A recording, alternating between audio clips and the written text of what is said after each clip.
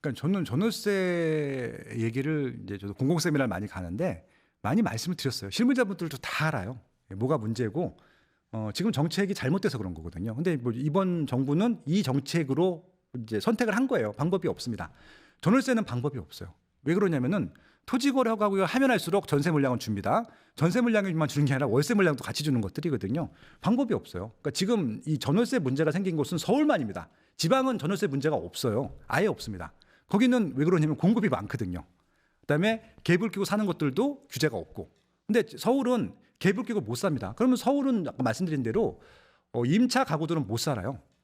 다 자가로만 살 수 있는 지역으로 만들고 있는 것들이거든요. 근데 그 정책을 버리지 않고 있는데 어떻게 해결할 수 있겠습니까? 그래서 전월세 문제들은 해결 방법이 없다고 보고요. 점점 희소해지겠죠. 그래서 아마 매매가랑 전세가랑 똑같은 고가주시 아파트들도 있을 것 같아요. 매물이 없으니까 전세로 갈 수밖에 없다. 전세가 100억이다. 들어갈 것 같거든요. 왜냐하면 100억 전세를 들어갈 사람들도 정해져 있기 때문에 몇 개 안 되니까. 그래서 지금 정책 중에서 저는 정말 아직도 이해가 안 되고 이걸 나중에 어떻게 감당하려고 하는 부분들이 이 전월세 정책들입니다. 이건 지금 정책으로서는 전혀 악화만 되지 해결 방법이 없습니다. 이건 여러분들이 알아서 구하셔야 될 것 같아요. 그러니까 전세 제도의 뭐 장점, 단점에 대해서는 저도 공공세미나 가서 많이 논쟁들도 하고 토론도 하는데 모르겠습니다. 대학 교수님들은 일단 전세라는 제도에 대해서 이렇게 부정적인 생각을 갖고 계신 분들이 많아요. 그거는 뭐 상승, 하락 뭐 이런 것도 진보, 보수 이런 거랑 상관없이 그냥 학술적으로 연구를 하는 자리에 가면 그렇더라고요. 근데 저는 전세 제도가 꼭 필요한 제도라고 생각하고 있고, 왜냐하면은 내 생활비를 줄여주는 역할을 하고 있고, 그것들을 이제 바탕으로 해서 이사 갈 수 있게 도와주는 것들이니까 생각하는데, 그건 제 생각이니까 옳다 그렇다는 얘기를 말씀드리는 건 아닙니다. 왜 이렇게 할까? 전세를 없앨까를 이제 한번 생각을 해봤습니다. 근데 지금 말씀드린 게 전세만 없어지는 게 아니라 월세도 같이 없어지고 있거든요. 그게 제일 문제라는 말씀을 드리고 싶은 것들이고, 그러니까 이번 정부는요, 부동산에 들어가는 유동성이 싫은 것 같아요. 그 유동성을 생산적인 쪽으로 투자를 하겠다라고 하는 게 어저께도 대통령께서 그런 말씀하셨거든요. 그러니까 부동산은 전세든 월세든 목돈이 묶이는 것들은 이제 지향하는 거죠. 그러면 아무래도 임차 세대 중에서는 월세보다는 전세가 목돈이 묶이기 때문에 그거보다는 월세 살면서 나머지 돈으로 투자해라라고 하는 것이 아마 정부의 취지인 것 같습니다. 일단 뭐 그 의견에 대해서는 저도 동의는 해요. 그러니까 저는 주식이 잘 됐으면 좋겠고, 그런 좀 이렇게 좀 시세가 올라가고 배당이 많이 나올 수 있는 자산에다가 투자하는 것들도 좋은 상품이, 좋은 기업이 있다고 하면은 무조건 찬성합니다. 그건 제가 무조건 찬성한다고 말씀드렸습니다. 근데요, 아까 말씀드린 대로 내 보금자리가 안정이 돼 있지가 않아요.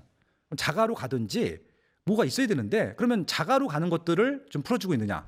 아니라는 거죠. 그러니까 결국은 전세를 없애는 것이 아니라 그냥 부동산으로 목돈을 묶이는 것들을 반대하고 있지 않나라는 생각이 드는 거예요. 그러니까 매매는 더 큰 돈이 들어가잖아요. 전세도 큰 돈이. 그래서 제 생각에는 아무튼 매매도 그만하고 전세도 그만하고 월세 살면서 그 돈으로 주식을 투자하라는 의미인 것 같아요. 그렇게 생각하고 지금 정부에서 진행하고 있는 정책의 일련성을 다 보게 되면은 그렇겠구나. 왜 그러냐면은 부동산 담보대출만 줄이고 있거든요. 주식담보대출은 안 줄입니다. 심지어는 금리도 깎아줍니다. 예, 그러니까 이게 너무 황당한 거죠. 그리고 신용대출도 금리 깎아줍니다. 신용대출로 주식 투자 많이 하거든요. 다 비투 하시는 거죠. 그거 다 신용이잖아요. 예, 신용입니다. 비투가. 예. 그래서 세상에서 가장 안전한 대출. 저는 미국 국채보다도 한국에 있는 서울 아파트 담보대출이 더 안전하다고 생각하거든요. 예, 한 번도 이거는 의심해 본 적이 없습니다. 근데 안전한 대출은 줄이고 있고 리스크가 큰 대출들을 막 해주고 있거든요. 이 얘기는 단기간으로라도 늘한 얘기거든요. 그래서 지금 말씀하신 대로 그냥 부동산으로 들어가는 돈을 줄이고 그 돈으로 생산적인 자산이라고 말씀하시는 주식으로 돈을 넣고 있는 것으로 유도하는 것이 아닌가라고 저는 합리적인 추론을 하고 있습니다. 이제는 AI가 조건에 맞는 매물을 찾아주는 시대. 일일이 찾을 필요 없이 원하는 조건으로 의뢰하시면 집통 AI가 찾아드립니다. 원하는 집, 이제 AI에게 의뢰하세요. 내 집 살 땐 집통.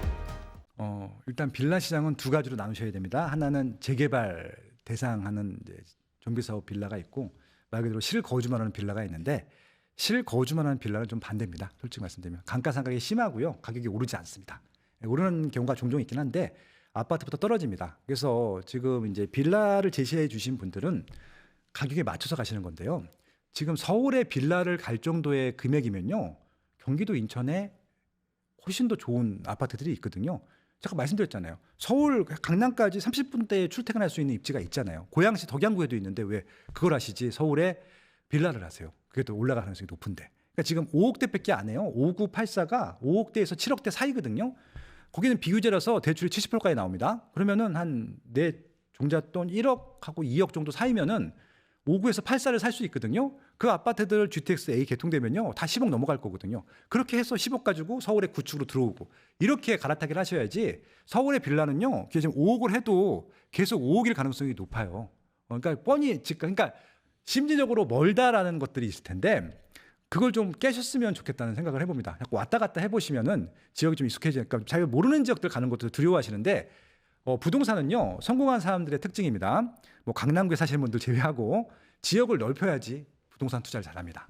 시야를 그렇게 좀 다시 한번 제안드리고 싶고요. 다세대 빌라 하는 것들보다는 경기도 인천에 서울까지 출퇴근이 가능한 입지에 아파트 하셔라라고 제안드리고 싶습니다.